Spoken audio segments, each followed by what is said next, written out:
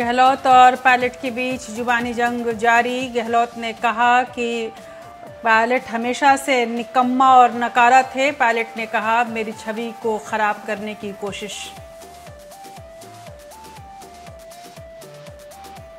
राहुल गांधी का पीएम मोदी पर हमला, कहा अपनी छवि बचाने के लिए चीन के दबाव में है पीएम मोदी। बीजेपी अध्यक्ष नड्डा का जवाब, राहुल तर्क में कमजोर पर झूठ फैलाने में माहिर। दिल्ली की तरह अब यूपी में भी होम आइसोलेशन को मंजूरी, घर पर रहकर इलाज करा सकेंगे कोरोना के मरीज। दिल्ली एम्स के डायरेक्टर गुलेरिया ने कहा राष्ट्रीय स्तर पर कम्युनिटी स्प्रेड के सबूत अभी तक नहीं, लोकल ट्रांसमिशन जारी है। विकास दुबे एनकाउंटर मामले में सुप्रीम कोर्ट में सुनवाई, जांच के लिए दोबारा कमेटी गठित करने का आदेश। यूपी सरकार ने जताई सहमति, अगली सुनवाई 22 जुलाई को। वोडाफोन ने एजीआर का बकाया चुकाने में जताई असमर्थता। सुप्रीम कोर्ट ने कहा भुगतान नहीं हुआ तो कंपनी के अधिकारियों को भेजेंगे जेल। टेलीकॉम डिपार्टमेंट का कुल 58,000 करोड़ वोडाफोन आइडिया पर बकाया।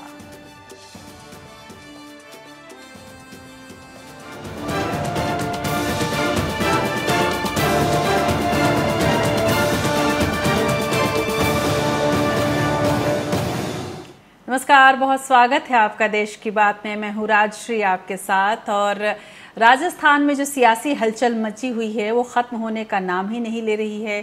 पहले सीट बचाने की कोशिश, कुर्सी बचाने की कोशिश और अब छवि बचाने की कोशिश दिख रही है। राजस्थान के सीएम अशोक गहलोत और सचिन पायलट के बीच कोर्ट में लड़ाई तो चल ही रही है, दोनों के बीच अब जुबानी जंग भी जारी है। तो इस पर पूरी रिपोर्ट हम आपके सामने रखेंगे। गहलोत जो कि कह रहे हैं कि सचिन पायलट के मासूम चेहरे के पीछे एक निकम्मा और नकारा नेता छुपा हुआ है।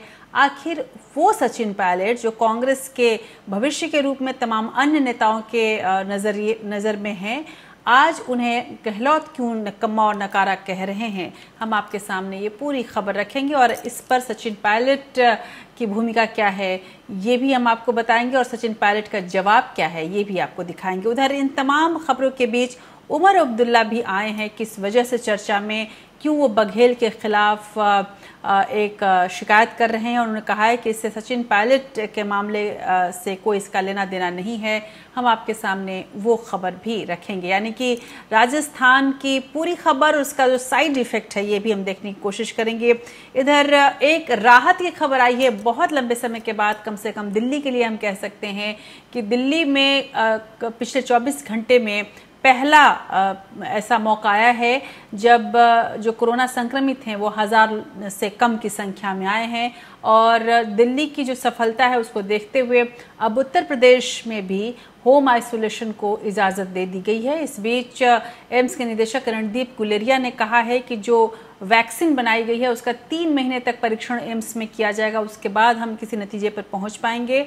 और इसके अलावा उन्होंने ये भी कहा है कि अभी तक इस बात के सबूत नहीं मिल रहे हैं कि कोरोना का कम्युनिटी स्प्रेड शुरू हुआ है। हालांकि कुछ ऐसे जगहें ज़रूर हैं जहां पर लोकल स्तर पर इसकी शुरुआत हो गई है और यदि इसे वहीं पर नहीं रोका गया तो स्थिति जो है वो गंभीर हो सकती है। तो कोरोना की पूरी स्थिति पर एक स्पष्ट जानकारी हम आपके सामने रखेंगे। कोरोना के बाद हम बात करेंगे राहुल गांधी की, जो कि कोरोना को लेकर तो चिंतित हैं ही, साथ ही प्रधानमंत्री मोदी पर बहुत हमलावर हैं। अब राहुल ने कहा है कि चीन में अपनी छवि, चीन के मसले पर अपनी छवि को बचाने के लिए प्रधानमंत्री मोदी ऐसे कदम उठा रहे हैं जो देश हित में नहीं है। आखिर राहुल गांधी के इस आरोप के पीछे के तथ्य क्या है, और जब राहुल गांधी पीएम मोदी को ये कह रहे हैं कि वो अपनी छवि बचा रहे हैं, आखिरकार राहुल कहना क्या चाह रहे हैं, और इस पर जेपी नड्डा ने क्यों कहा है कि राहुल गांधी तर्क से कोई बात नहीं कहते। क्या वाकई राहुल की बात में कोई तर्क नहीं है, हम समझने की कोशिश करेंगे। और जब हम आपको दिखाएंगे राहुल की वो खास बात जो कि वो अपने वीडियो जारी करके उन्होंने ट्वीट किया है और जिसमें उन्होंने बात कही है कि प्रधानमंत्री मोदी की कहाँ कमी है। इस बीच राहुल बड़े बदले से नजर आते हैं और आपको यदि देखें आप ध्यान से तो आजकल देश के जो नेता हैं, जो सबसे बड़े चौकीदार हैं, जो नायक हैं, प्रधानमंत्री मोदी वो भी बहुत बदल गए हैं, उनका भी लुक काफ़ी बदल गया है और राहुल का भी लुक काफ़ी बदल गया है। तो कोरोना के दौरान कैसे इन नेताओं ने अपनी व्यक्तिगत छवि बदली है, व्यक्तिगत अपीयरेंस बदला है, इस पर भी एक छोटी सी रिपोर्ट, छोटी सी तस्वीरों भरी रिपोर्ट आपके सामने हम रखेंगे। इन तमाम खबरों के साथ साथ हम आपको ये भी बता दें कि जिस तरह से मजदूरों का पलायन हुआ, फसलों का जैसे नुकसान हुआ है, इन तमाम खबरों के बीच आखिर जो घर लौटे हैं मजदूर, उनकी क्या स्थिति है, इस पर एक ख़ास रिपोर्ट हम देखेंगे। और कुछ ऐसे राज्य हैं जहां पर चुनावों का दौर चल रहा है, ऐसे में वहाँ जो चुनावी तैयारियां हैं उस पर भी नज़र डालेंगे। खासकर बिहार आपको लिए चलेंगे, जहां पर बाढ़ का सामना बिहार तो कर ही रहा है, तमाम अन्य तरह की मुसीबतें भी उसका पीछा नहीं छोड़ रही हैं। और जो पुल गिरा उसके पीछे की साजिश आपके सामने हम खोलेंगे आज। और इसके अलावा हम असम भी आपको लिए चलेंगे, जहाँ पर हर एक व्यक्ति परेशान है बाढ़ से, चाहे वो आदमी हो या जानवर। जो काजीरंगा का जंगल है वो कैसे बाढ़ में डूब गया है और ऐसे में जंगली जानवरों को कितनी मुश्किलें हो रही हैं, हम आपके सामने ये खबर भी रखेंगे। और इसके अलावा हम आपको दिखाएंगे अदालत से जुड़ी हुई तमाम बड़ी खबरें। और अदालत में एक सबसे बड़ी खबर आज जो मुख्य रही है, जिसमें एक सवाल उठाया है सुप्रीम कोर्ट ने और कहा है कि बात ये महज एक एनकाउंटर की नहीं है, बात व्यवस्था की है, बात व्यवस्था के दुरुपयोग की है। विकास दुबे का मसला था और कोर्ट ने पूछा कि विकास दुबे अगर इतना शातिर था कि वो पुलिस को मार देता था और बहुत बड़ा खतरा बन गया था जिसके लिए उसका इनकाउंटर करना पड़ा, तो बाहर कैसे घूम रहा था। इस सवाल के साथ ही सर्वोच्च अदालत ने मामले की जांच के लिए कमेटी गठित करने का आदेश दिया है। अब इस पूरे मामले को किस तरह से देखा जा सकता है हम आपके सामने ये रखेंगे। और इसके अलावा हम आपको दिखाएंगे कि सुप्रीम कोर्ट में आज एडजस्टेड ग्रॉस रेवेन्यू यानी कि एजीआर मामले की सुनवाई के दौरान जो मुख्य जो पूरा मामला था, वोडाफोन आइडिया के वकील मुकुल रोहतगी से क्या पूछा है आज अदालत ने और कहा है कि कैसे एक तरह से फटकारते हुए कहा है कि अगर आप कई दशकों से घाटे में चल रहे हैं तो हम आप पर कैसे भरोसा करें कि आप आने वाले समय में पैसा चुका देंगे, बकाया का भुगतान कर देंगे। और यदि आप ऐसा नहीं करेंगे, बकाया का भुगतान यदि आप नहीं करते हैं, तो आपके अधिकारियों को जेल भी जाना पड़ सकता है। सुप्रीम कोर्ट में इस पूरे मामले की सुनवाई पर हम एक अच्छी रिपोर्ट आपके सामने रखेंगे तफसील से, क्योंकि ये एक ऐसा मसला है जिसमें तमाम जो कंज्यूमर्स हैं वो प्रभावित होंगे। और कंज्यूमर की बात चल रही है, ग्राहक की बात चल रही है, तो अच्छी खबर यह है कि केंद्र सरकार ने कंज्यूमर प्रोटेक्शन एक्ट 2019 के कई प्रावधानों के बारे में नोटिफिकेशन जारी किया है, जो आज से लागू हो गया है। और इसके बाद अब कितना आसान हो जाएगा ग्राहकों की ज़रूरत की चीज़ें और कैसे उनके लिए अपने हक की लड़ाई आसान हो जाएगी, हम आपके सामने रखेंगे। और एक इसमें सबसे अच्छी बात यह है कि अभी तक जब आप और हम कोई भी सामान खरीदने जाते हैं तो विज्ञापन के आधार पर चले जाते हैं और कई बार हमें धोखा मिलता है। अब गुमराह करने वाले विज्ञापन दिखाने वालों की खैर नहीं होगी, जो कि एक अच्छी बात थी। ये पूरा जो नियम है, ये जो कानून है, वो क्या है, ये क्या नियम है और इससे कैसे आपको और हमको राहत मिलेगी, इस पर एक पूरी रिपोर्ट आपके सामने हम रखेंगे। इन तमाम खबरों के साथ साथ हम आज के दिन के ऐतिहासिक महत्व की ही बात करेंगे और भी बहुत कुछ होगा। तो चलिए बने रहिए हमारे साथ। अच्छी बुरी जो खबरें आई हैं उसके पीछे की खबर क्या है और उसको पूरे समझते हुए आज हम एक अलग तरह के कार्यक्रम की शुरुआत करते हैं।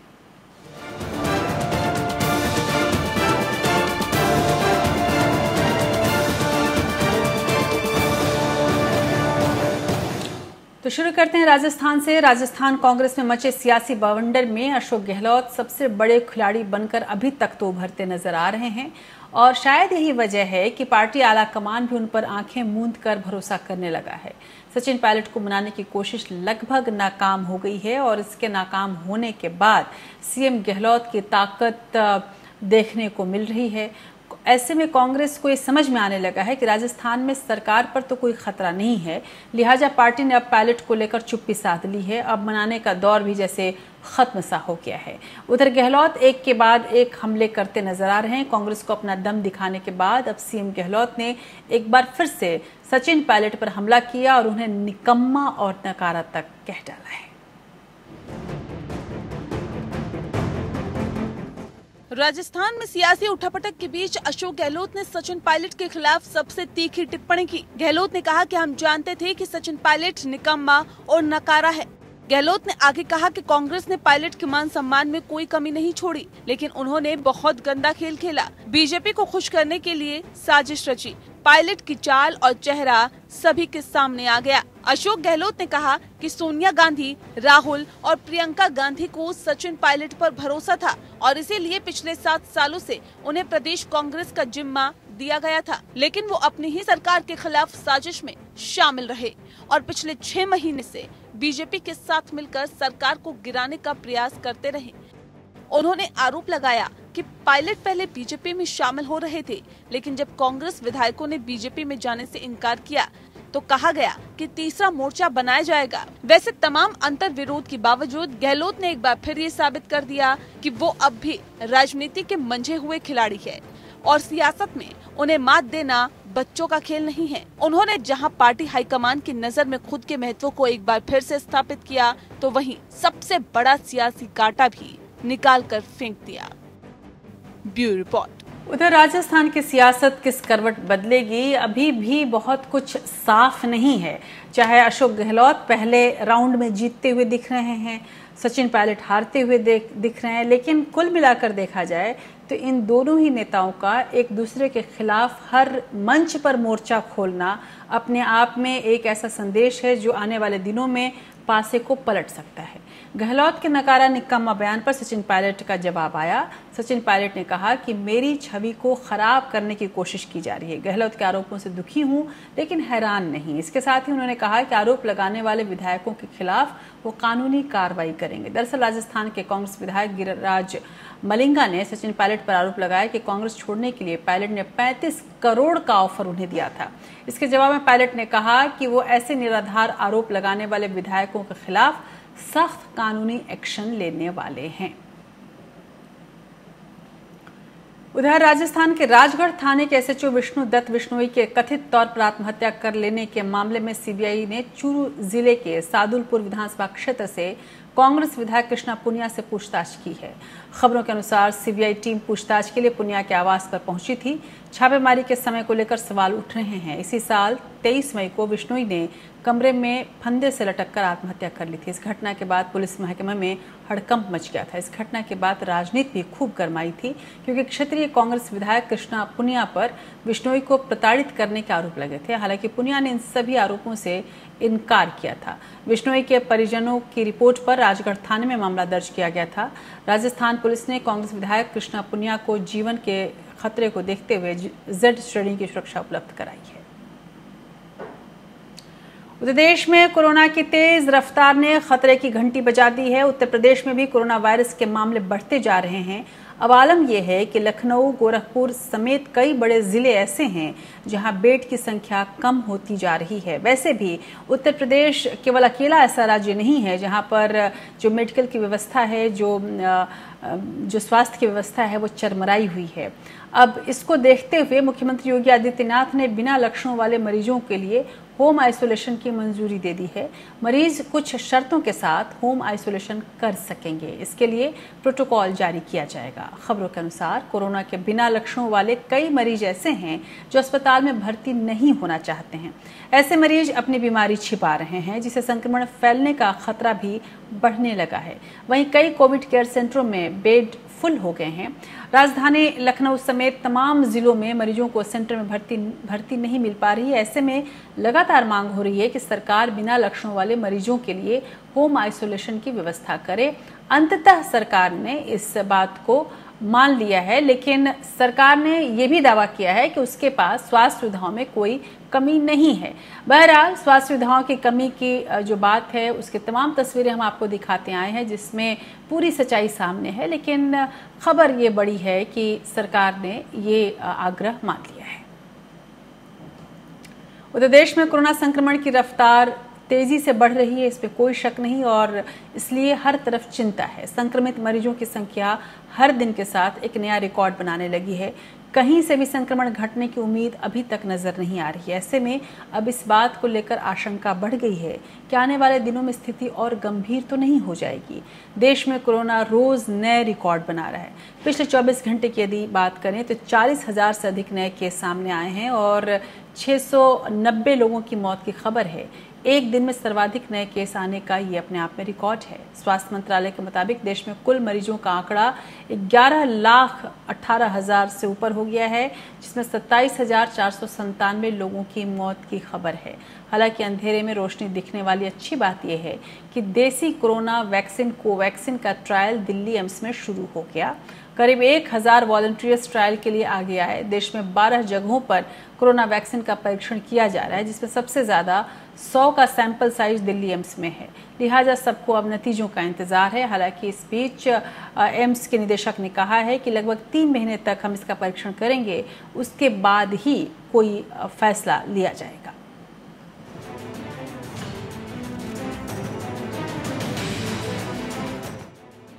देश में कोरोना वायरस से अब तक 7 लाख से अधिक मरीज ठीक हो चुके हैं, जबकि एक्टिव केस की संख्या 3,90,000 से अधिक है। कोरोना से सबसे अधिक महाराष्ट्र प्रभावित है।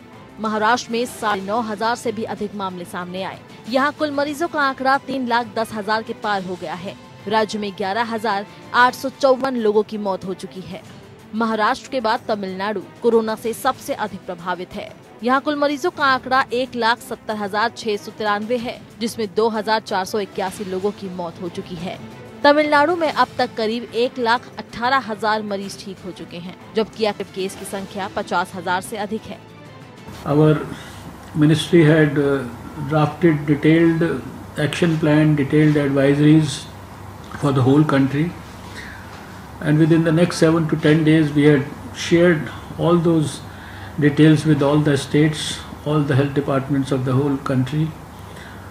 We had started very active community surveillance. We had started the point of entry surveillance. देश की राजधानी दिल्ली में कोरोना की रफ्तार पर ब्रेक लगता नजर आ रहा है। पिछले 24 घंटे में राजधानी में करीब 1,200 केस सामने आए। दिल्ली में कुल मरीजों का आंकड़ा 1,22,793 है, जिसमें 1,03,134 मरीज ठीक हो चुके हैं। दिल्ली में एक्टिव केस की संख्या 16,000 से अधिक है। तो वहीं उत्तर प्रदेश में हाल के दिनों में कोरोना मरीजों का आंकड़ा तेजी से बढ़ा है। 24 घंटे में यूपी में 2,000 से अधिक नए मामले सामने आए हैं। यहाँ कुल मरीजों का आंकड़ा 49,247 हो गया है और अब तक 1,146 लोगों की मौत हुई है। राज्य में एक्टिव केस की संख्या 18,000 से अधिक है। I have been emphasizing that the whole country, with its scientists, researchers, doctors, ICMR people, CSIR people, biotechnology people, DST people, we are all working hard to develop the vaccine against COVID. We are all working hard to discover a new drug. We are all working hard to repurpose the already existing drugs for the cure against COVID. Corona के बढ़ते खतरे के बीच उसे खत्म करने की तैयारियां भी पूरे जोर शोर से चल रही है। भारत में बनी पहली कोरोना वायरस वैक्सीन कोवैक्सीन का ह्यूमन ट्रायल दिल्ली स्थित एम्स में शुरू हुआ। फेज 1 में 375 लोगों पर ट्रायल होगा, जिसमें दिल्ली एम्स में 100 लोगों पर जांच की जाएगी। दिल्ली एम्स देश की उन 12 जगहों में से एक है जहां कोवैक्सीन का ट्रायल हो रहा है। यहां का सैंपल साइज पूरे देश में सबसे बड़ा है, इसलिए नतीजे पूरी रिसर्च की दिशा तय करेंगे। उधर एम्स पटना और रोहतक पीजीआई में वैक्सीन का ट्रायल पहले ही चल रहा है। ट्रायल की सारी जानकारी Indian council of medical research को भेजी जाएगी। वैक्सीन की पहली डोज पहले दिन और दूसरी डोज 14वें दिन ली जाएगी। ट्रायल में डबल ब्लाइंड तकनीक का भी इस्तेमाल होगा, जिसमें ना तो वॉलंटियर और ना ही रिसर्चर्स को पता होगा कि किसे वैक्सीन दी जा रही है और किसे प्लेसिबो। Bureau report. उधर इंडियन मेडिकल एसोसिएशन यानी कि IMA के बयान के बाद लोगों में कम्युनिटी ट्रांसमिशन को लेकर चिंता बढ़ गई है। इस बीच एम्स के डायरेक्टर डॉक्टर रणदीप गुलेरिया ने कहा है कि भारत में कोरोना का सामुदायिक प्रसार हो रहा है, इसके पर्याप्त सबूत नहीं हैं, लेकिन देश में कई हॉटस्पॉट्स ऐसे हैं जिसमें ये तमाम मामले तेजी से बढ़ रहे हैं, जिससे ऐसा कहा जा सकता है कि वहाँ लोकल ट्रांसमिशन शुरू हो चुका है और यही वजह है कि हॉटस्पॉट में केस इतने ज़्यादा सामने आ रहे हैं। उन्होंने ये भी कहा कि कई इलाके ऐसे हैं जो अपने चरम पर पहुँच चुके हैं। दिल्ली ने अपना पीक छू लिया है, यही वजह है कि वहाँ केस कम होने लगे हैं, लेकिन कई क्षेत्र ऐसे हैं जिसने अपने ऊंचाई को अभी तक नहीं छुआ है, इसलिए वहाँ अभी भी तमाम मामले बढ़ रहे हैं। वे कुछ ही दिनों में अपने चरम पर होंगे और इस बीच दिल्ली स्थित अखिल भारतीय आयुर्विज्ञान संस्थान एम्स में स्वदेशी वैक्सीन कोवैक्सीन का ह्यूमन ट्रायल शुरू हो गया है। एम्स के डायरेक्टर डॉक्टर रणदीप गुलेरिया के हिसाब से कोरोना वैक्सीन के फेज 1 के बाद एम्स दिल्ली में फेज 2 का ट्रायल हो रहा है। गुलेरिया के मुताबिक ट्रायल में हिस्सा लेने के लिए अभी तक 1800 वॉलंटियर्स ने रजिस्ट्रेशन कराया है। 18 से 55 साल तक के स्वस्थ लोगों को ट्रायल के लिए चुना जाएगा। दिल्ली एम्स के निदेशक ने बताया कि वैक्सीन के रिजल्ट मिलने में अभी कम से कम 2-3 महीने लगेंगे। It has started, I think, in almost all centers, and some centers have also recruited some patients, some subjects. I wouldn't call them patients, sorry. But the timeline, like I just mentioned, कि it will depend on recruitment. We will want कि जितनी जल्दी recruitment हो जाए उतना ही करें. And secondly, the follow-up that has to be done. So since this is a study which will go from phase 1 to phase 2, it's a combination of phase 1 and phase 2. So we are hopeful that in the next 2 to 3 months we will be able to complete both of them in a go. But that is subject to good recruitment, one, and secondly the vaccine showing safety and उधर राजधानी दिल्ली में corona virus को लेकर एक बड़ी खुशखबरी सामने आई है। बीते 24 घंटों में 954 मामले सामने आए हैं और 27 मई के बाद पहली बार 24 घंटे में 1000 से कम मामले दिल्ली में दर्ज किए गए हैं। दिल्ली में जून और जुलाई को हर दिन 3000 से ज़्यादा मरीज सामने आ रहे थे। राजधानी में रिकवरी रेट भी अब बढ़ गई है, जो कि 84% हो गई है और डेथ रेट 2.96% है। देश की राजधानी में कोरोना वायरस ऐसे देखा जाए तो धीमे धीमे काबू में आ रहा है, लेकिन एक और जहां कोरोना देश में तबाही मचा रहा है, वहीं दूसरी ओर देश के कई राज्य बारिश और बाढ़ की आपदा से प्रभावित हो गए हैं। कोरोना महामारी के बीच भारी बारिश से कई राज्यों में बाढ़ और भूस्खलन की स्थिति बनी हुई है। इसकी वजह से लोगों का हाल बुरा हो गया है। कोरोना से परेशान लोगों को अब बाढ़ से भी बचाव करना पड़ रहा है। यदि एक तस्वीर में आपको दिखाऊं तो इसमें असम और बिहार के अलावा कई ऐसे राज्य हैं जहां पर बाढ़ ने गंभीर हालत पैदा कर दी है। खासकर उत्तर पूर्वी राज्यों में स्थिति ज्यादा गंभीर है। भारी बारिश और बाढ़ ने लोगों की मुश्किलें बढ़ा दी हैं। जिंदगी के लिए लोगों को जद्दोजहद करनी पड़ रही है ताकि परिवार के लिए भोजन का इंतजाम हो सके। बारिश और बाढ़ में फसलें बर्बाद हो गई हैं, घर बार का बुरा हाल है। बड़ी संख्या में लोगों को सुरक्षित स्थानों पर पलायन करना पड़ा है और सरकारी मदद जितनी होनी चाहिए उतनी नहीं मिल पा रही है। कुछ तो कोरोना इसके लिए वजह बनी हुई है और कुछ हमारी अव्यवस्था।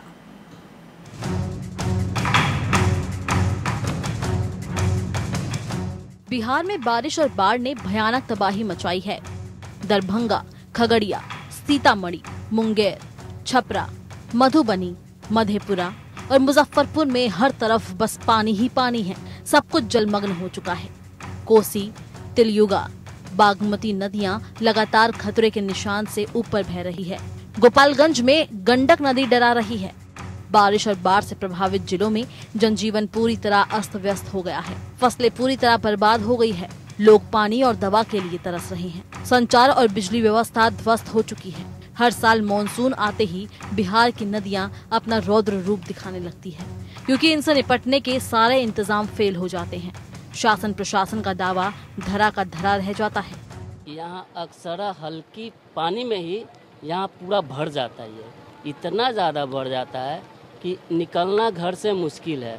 अभी सुबह सुबह सभी लोग को जाना रहता है, अभी ऑफिस पे। अभी बताइए इतना पानी, और हर बार का यही होता है सरकार का कि बारिश से पहले कि सारा स्थिति ठीक है, कोई तरह का कोई दिक्कत नहीं होगा, लेकिन देख लीजिए आपके सामने ये स्थिति है ना।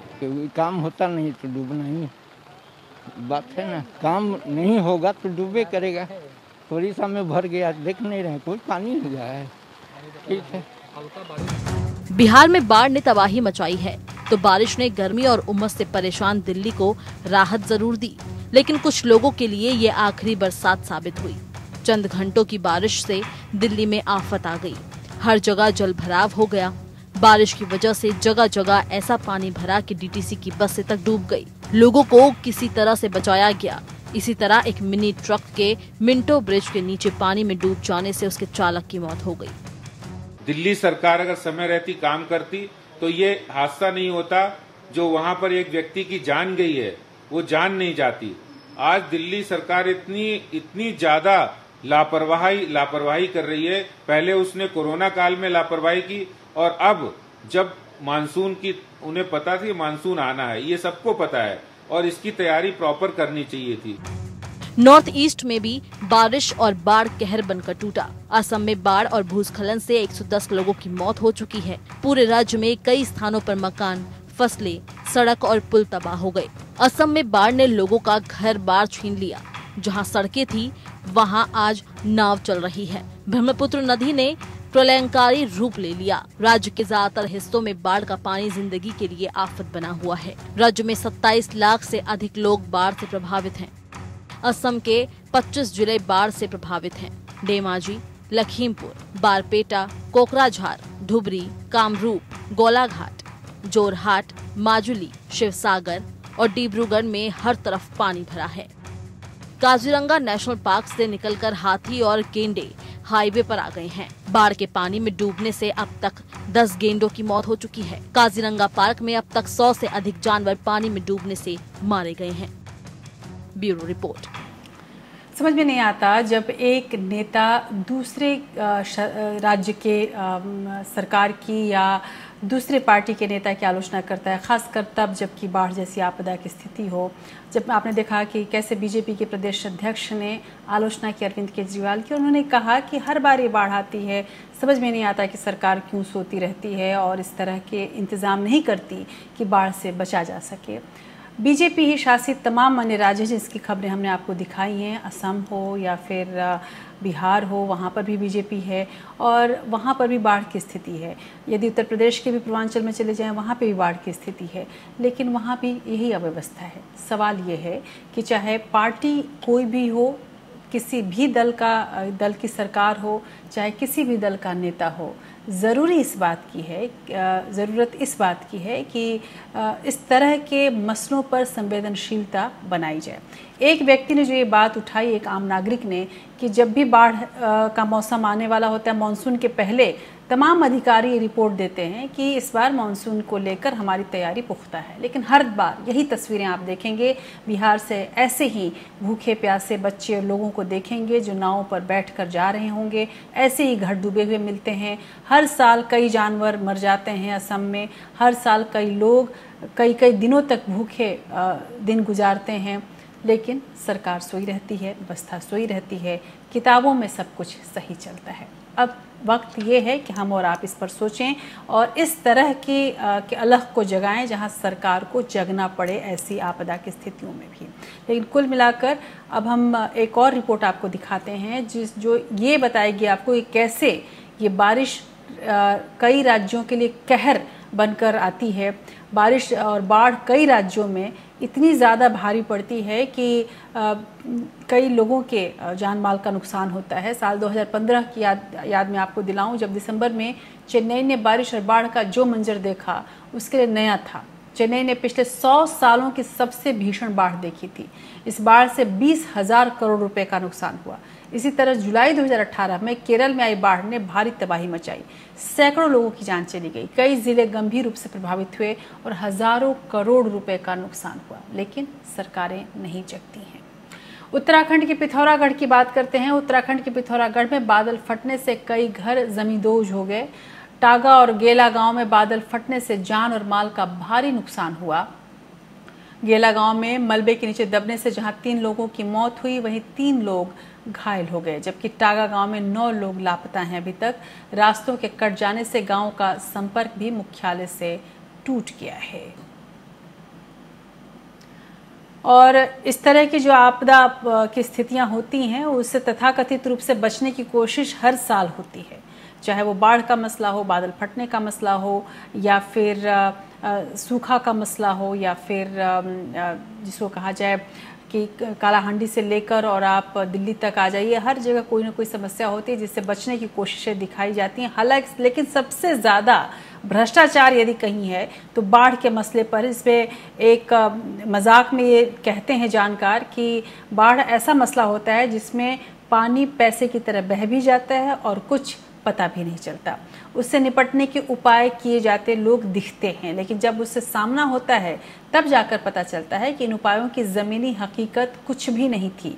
आज़ादी के पहले बाढ़ की विभीषिका से दो चार होते रहे लोगों को उम्मीद थी कि आज़ादी के बाद कम से कम सदियों पुरानी समस्या से छुटकारा दिलाने में सरकारें मददगार साबित होंगी, लेकिन आज़ादी के इतने साल बाद भी इस पर कारगर लगाम नहीं लगाई जा सकी। सरकारें आती रहीं, जाती रहीं, एक के बाद दूसरी पार्टियां देश पर राज करती रहीं और सबका सच से सामना भी हुआ, लेकिन इस सच का सामना करने का साहस किसी भी सरकार ने नहीं दिखाया। आम लोगों के लिए आज भी बाढ़ एक ऐसी खबर है जिसमें उसके अपने के खोने का डर है। केंद्र और राज्य सरकारें हर साल बाढ़ की विभीषिका की रोकथाम के लिए योजनाएं बनाती है, मगर प्रशासनिक लापरवाही, सुस्त सिस्टम और लचर व्यवस्था के चलते इन योजनाओं पर ठीक से अमल नहीं हो पाता। नतीजतन ये योजनाएं महज कागजों तक ही सिमट कर रह जाती है। बाढ़ को रोकने के लिए सरकारी स्तर पर कई योजनाएं चलाई जा रही है, जिनमें बाढ़ प्रभावित इलाकों में बांध बनाना, कटान वाले इलाकों में कटान रोकना, पानी की निकासी वाले नहरों नालों की सफाई करना और उनकी सिल्ट निकालना शामिल है। इसके अलावा निचले इलाकों के गांव को ऊंचा करने, सीवरेज व्यवस्था को सुधारने और शहरों में नाले के रास्ते में आने वाले कब्जों को हटाना जैसे उपाय बाढ़ से निपटने के उपायों में शामिल हैं। हालांकि लाल फीताशाही के कारण ऐसा संभव नहीं हो पाता, और अगर ऐसा होता भी है तो सारे इंतजाम महज खाना पूर्ति तक सीमित रहते हैं। देश में बाढ़ की विकरालता का अनुमान इसी से लगाया जा सकता है कि भारत का कुल भौगोलिक क्षेत्रफल 329 मिलियन हेक्टेयर है और केंद्रीय बाढ़ नियंत्रक आयोग के मुताबिक इसमें बाढ़ के खतरे वाला इलाका 40 मिलियन हेक्टेयर है। हालांकि योजना आयोग का अनुमान है कि ये क्षेत्रफल करीब 45.64 मिलियन हेक्टेयर है। आजादी के बाद से ही बाढ़ से प्रभावित होने वाले इन इलाकों को बचाने की कोशिशें शुरू हो गई थी, लेकिन खुद बाढ़ नियंत्रण आयोग के ही आंकड़े बताते हैं कि बाढ़ पर काबू पाने में सरकारी योजनाएं उतनी कारगर साबित नहीं हुई। वैसे भारत में बाढ़ आने की कोई एक वजह नहीं है। असम समेत पूरे पूर्वोत्तर में बाढ़ की बड़ी वजह चीन और ऊपरी इलाकों में भारी बारिश का होना है। इसके बाद निचला इलाका होने के चलते हिमालय के ऊपरी हिस्से से पानी नीचे आता है और कई बार भयानक तबाही की वजह बन जाता है। हमारे देश में प्राकृतिक आपदा से निपटने के लिए पहले से ही तैयार रहना होगा। इसके लिए जहां प्रशासन को चाक चौबंद रहने की जरूरत है, तो वहीं आम जनमानस को भी प्राकृतिक आपदा से निपटने का प्रशिक्षण दिया जाना चाहिए। स्कूल कॉलेजों के अलावा जगह जगह शिविर लगाकर लोगों को जागरूक किया जा सकता है। इससे प्राकृतिक आपदा से होने वाले नुकसान को खत्म भले ही न किया जा सके, लेकिन काफी हद तक कम जरूर किया जा सकता है। Bureau report. आपको वहाँ लिए चलते हैं जहाँ इन दिनों सलमान खान है। दरअसल सलमान खान कोरोना वायरस के डर से मुंबई की भीड़भाड़ से दूर पनवेल स्थित अपने फार्म हाउस में समय बिता रहे हैं। हालांकि सलमान सुशांत सिंह राजपूत की मौत के बाद से काफ़ी चर्चा में है। आप सोशल मीडिया पर तरह तरह की बातें देख रहे हैं और इसमें एक इशारा ये होता है कि सलमान खान ने भी सुशांत सिंह राजपूत को तनाव देने में कोई कमी नहीं की। हालांकि कुल मिलाकर कुछ तस्वीरें आजकल लगातार आ रही हैं जिसमें आप देखेंगे कि बजरंगी भाईजान तरह तरह के करतब करते दिख रहे हैं।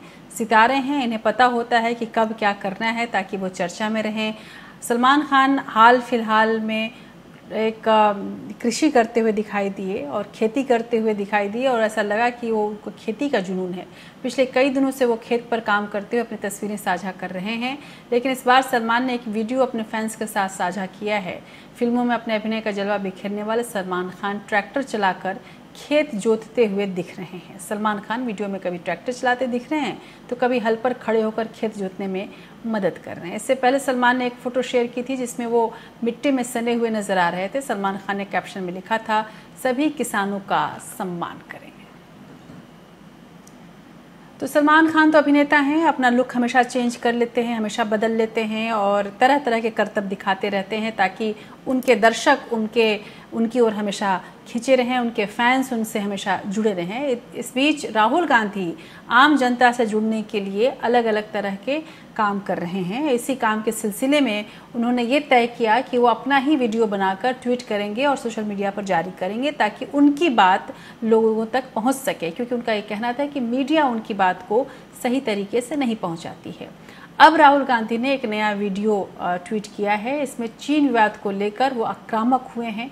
अपने ट्विटर अकाउंट पर उन्होंने एक वीडियो सीरीज जो शुरू की है उसमें वो अलग अलग मुद्दों पर बात करते हैं और इसी कड़ी में राहुल ने चीन विवाद को लेकर जो वीडियो जारी किया है उसमें उन्होंने कहा है कि प्रधानमंत्री नरेंद्र मोदी अपनी छवि को ठीक रखने के लिए चीन के साथ समझौता तक कर रहे हैं। प्रधानमंत्री मोदी के जिस इमेज को राजनीति में उनका सबसे बड़ा हथियार माना जाता है, राहुल गांधी ने सीधे उसी पर हमला किया है। कांग्रेस नेता ने कहा है कि पीएम ने सत्ता में आने के लिए अपनी फेक मजबूत छवि गढ़ी थी, ये उनकी सबसे बड़ी ताकत है, लेकिन भारत के लिए अभी सबसे बड़ी कमजोरी है। चीन से जारी विवाद का मुद्दा उठाते हुए राहुल गांधी ने कहा कि मोदी सरकार ने जिस तरह से मामले को डील किया है उसके बाद कई सवाल उठे हैं।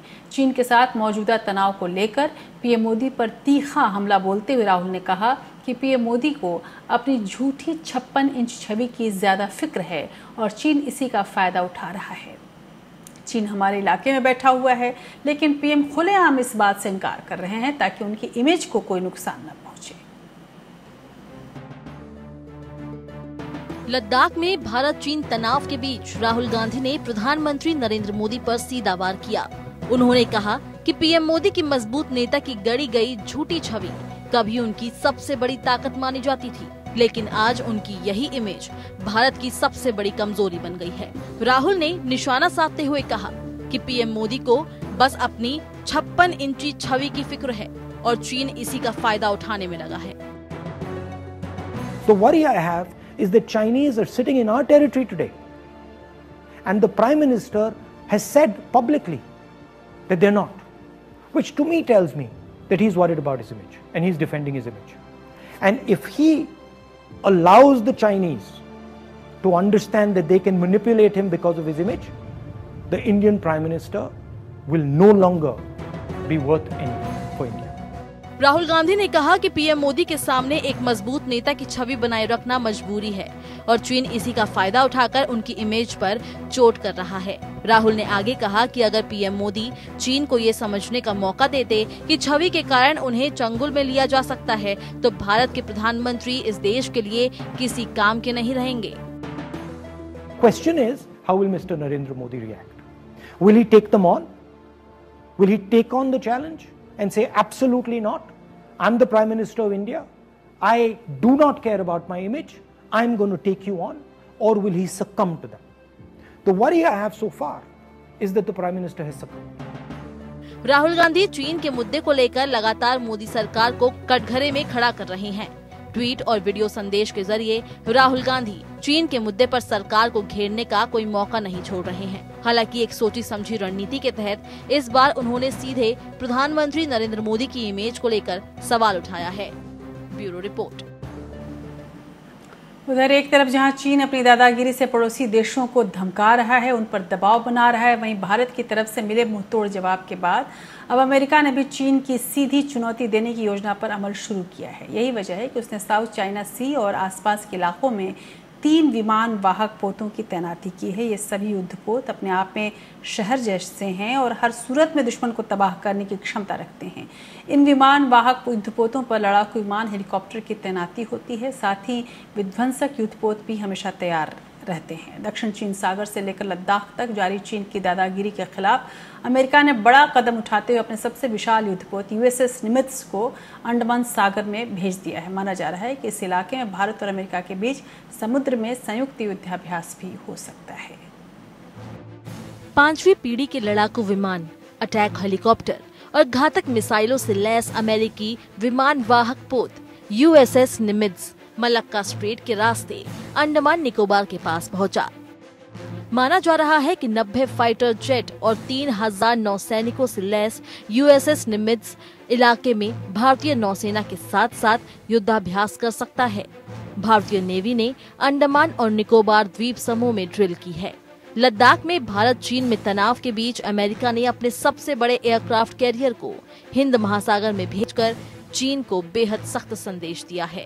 ये अमेरिकी विमान वाहक पोत मलक्का स्ट्रेट के रास्ते अंडमान निकोबार द्वीप समूह पहुंचा है, जहां से चीन का सबसे ज्यादा समुद्री व्यापार होता है। मलेशिया और इंडोनेशिया के बीच स्थित इस संकरे रास्ते से ही तेल की सप्लाई चीन और जापान जैसे देशों को होती है। ऐसे में चीन अगर अब कोई दुस्साहस करता है तो भारत और अमेरिका उसे मलक्का स्ट्रेट में घेर सकते हैं और उसका रास्ता रोक सकते हैं। हिंद महासागर में चीन की बढ़ती गतिविधियों पर लगाम लगाने के लिए अमेरिका ने अपने 3 एयरक्राफ्ट कैरियर्स को इस इलाके में तैनात किया है। USS Ronald Reagan South China Sea में, जबकि USS थियोडोर रूजवेल्ट फिलीपींस सागर के आसपास गश्त लगा रहा है। अमेरिका के आक्रामक गतिविधियों से बौखलाया चीन बार बार युद्ध की धमकी दे रहा है। अमेरिका से डरे चीन ने दक्षिण चीन सागर में अपने फाइटर जेट तैनात किए हैं। भारत के साथ अमेरिका, जापान और ऑस्ट्रेलिया हिंद महासागर में चीन को घेरने के लिए तैयार बैठे हैं। ये चारों ही देश the quadrilateral security dialogue Quad के सदस्य हैं। न्यूजीलैंड, दक्षिण कोरिया और वियतनाम को भी क्वाड में शामिल करने की मांग उठ रही है। इस समूह के गठन के बाद से ही चीन चिढ़ा हुआ है और लगातार इसका विरोध कर रहा है। Bureau report. और अब बात करते हैं अदालत से जुड़ी तमाम खबरों की। विकास दुबे के एनकाउंटर पर सवाल उठाने वाली याचिका पर आज सुप्रीम कोर्ट में सुनवाई हुई। इस दौरान यूपी सरकार की तरफ से सॉलिसिटर जनरल तुषार मेहता ने बताया कि मुठभेड़ सही थी। कोर्ट की तरफ से कहा गया कि राज्य सरकार कानून व्यवस्था बनाने के लिए जिम्मेदार है। ये संस्थान की नाकामी है, जिसे सलाखों के पीछे रहना चाहिए, वो बाहर था। इसके साथ ही कोर्ट ने कहा कि जांच कमेटी में सुप्रीम कोर्ट के पूर्व जज और एक पूर्व DGP को शामिल किया जाए, जिस पर यूपी सरकार ने अपनी सहमति जताई है। 22 जुलाई को अगली सुनवाई होने वाली है।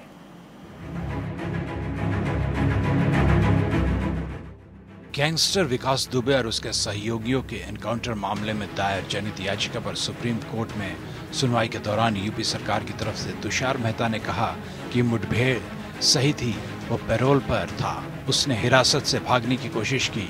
तुषार मेहता की इस दलील के बाद प्रधान न्यायाधीश S.A. बोबड़े ने कहा कि विकास दुबे के खिलाफ मुकदमे के बारे में बताएं।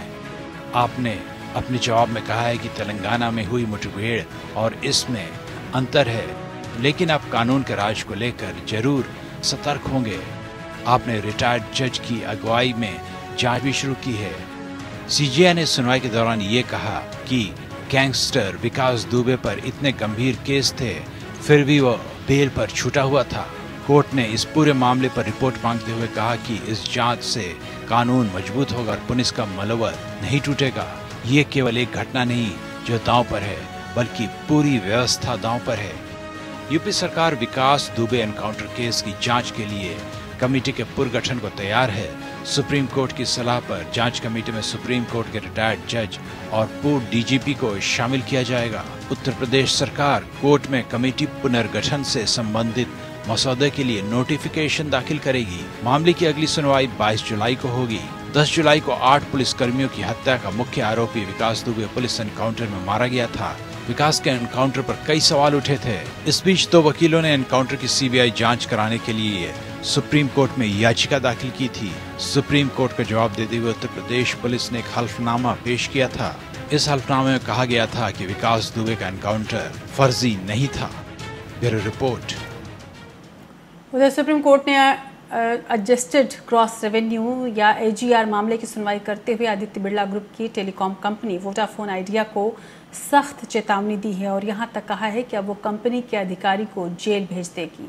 उधर कंपनी की तरफ से पेश वरिष्ठ वकील मुकुल रोहतगी ने कोर्ट को बताया कि वोडाफोन आइडिया ने पिछले 15 वर्षों में जितना रेवेन्यू हासिल किया वो सब खत्म हो चुका है। ऐसे में AGR की रकम तुरंत चुकाना उसके बूते के बाहर की बात है। टेलीकॉम डिपार्टमेंट वोडाफोन आइडिया पर करीब 58,000 करोड़ रुपए के बकाया का दावा कर रहा है। बहरहाल सुप्रीम कोर्ट ने इस मामले में अपना आदेश 10 अगस्त तक के लिए टाला है। वोडाफोन आइडिया पर टेलीकॉम डिपार्टमेंट का कुल 58,000 करोड़ रुपए का बकाया है। इसमें सुप्रीम कोर्ट के आदेश के बाद नॉन टेलीकॉम रेवेन्यू भी कर्ज के रूप में शामिल है। पिछले दिनों केंद्र सरकार द्वारा नए उपभोक्ता संरक्षण कानून को लेकर अधिसूचना जारी किए जाने के बाद आज से ये पूरे देश में लागू हो गया है। इस नए कानून के लागू होने के बाद अब कंपनियां भ्रामक विज्ञापनों के दम पर ग्राहकों को लुभा नहीं सकेंगी। वहीं ग्राहकों को उनके साथ हो रही धोखाधड़ी के खिलाफ एक्शन लेने के ज्यादा अधिकार मिल जाएंगे। इतना ही नहीं, इस नए कानून के लागू होने के बाद मिलावटखोरों की भी खैर नहीं रहेगी। नए उपभोक्ता संरक्षण कानून में भ्रमित करने वाले विज्ञापनों और इसे करने वाले सेलिब्रिटी पर भी सरकार ने नकेल कसी है। पहले के कंज्यूमर प्रोटेक्शन एक्ट 1986 में सरकार ने कई बदलाव किए, जिसके बाद कंज्यूमर प्रोटेक्शन एक्ट 2019 अस्तित्व में आया। ऑनलाइन कारोबार और ई-कॉमर्स भी अब इसके दायरे में होंगे, जो कि बड़ी बात है।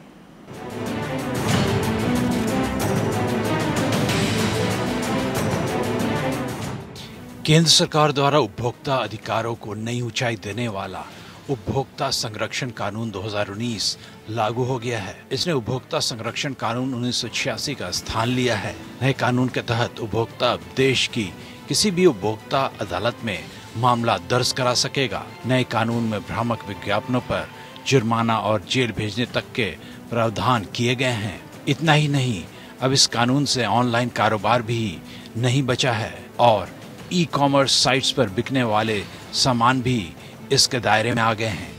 उपभोक्ता संरक्षण कानून 2019 में जो प्रावधान है, उसके मुताबिक PIL या जनहित याचिका अब कंज्यूमर फोरम में दायर की जा सकेगी। पहले के कानून में ऐसा नहीं था। नए कानून में ऑनलाइन और टेली शॉपिंग कंपनियों को भी शामिल किया गया है।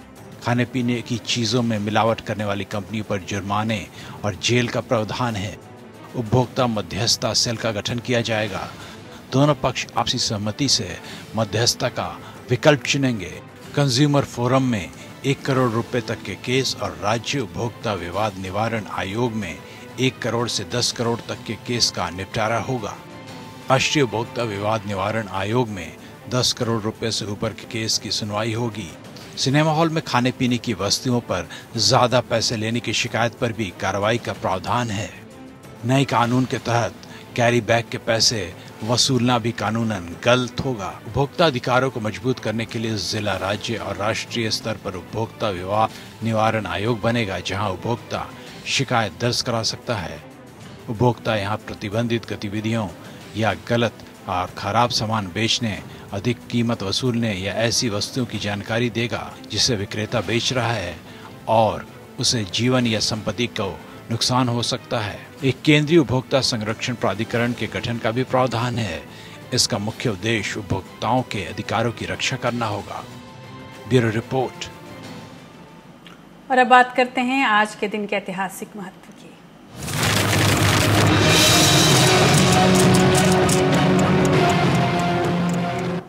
आज ही के दिन 1969 को अमेरिका के फ्लोरिडा में स्थित जॉन एफ कैनेडी अंतरिक्ष केंद्र से उड़ा नासा का अंतरिक्ष यान अपोलो 11 4 दिन का सफर पूरा करके 20 जुलाई को इंसान को धरती के प्राकृतिक उपग्रह चांद पर लेकर पहुंचा था।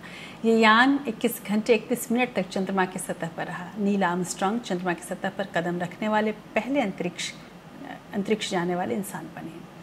और साल 1960 में आज ही के दिन सिलोन, जिसे अब श्रीलंका के नाम से जाना जाता है, वहाँ के लोगों ने दुनिया की पहली महिला प्रधानमंत्री के रूप में सिरिमाओ भंडारनायके को चुना था। सिरिमाओ भंडारनायके के पति सोलोमन भंडारनायके की एक बौद्ध चरमपंथी ने 26 सितंबर 1959 को गोली मारकर हत्या कर दी थी। चुनाव प्रचार के दौरान बार बार फूट फूट कर रोने की वजह से उन्हें वीपिंग विडो यानी रोने वाली बेवा का नाम दिया गया। साल 1944 में आज ही के दिन यानी 20 जुलाई को जर्मन तानाशाह एडोल्फ हिटलर रोस्टेनबर्ग स्थित अपने मुख्यालय में हुए बम विस्फोट में बाल बाल बच गया था। इस धमाके में हिटलर मामूली रूप से जख्मी हुआ था। उसे सिर में चोट लगी थी और शरीर के कुछ हिस्से मामूली रूप से जल गए थे। कर्नल क्लॉस शेंक वॉन शाउफेनबर्ग नाम के एक वरिष्ठ अधिकारी पर इस हमले का आरोप लगा।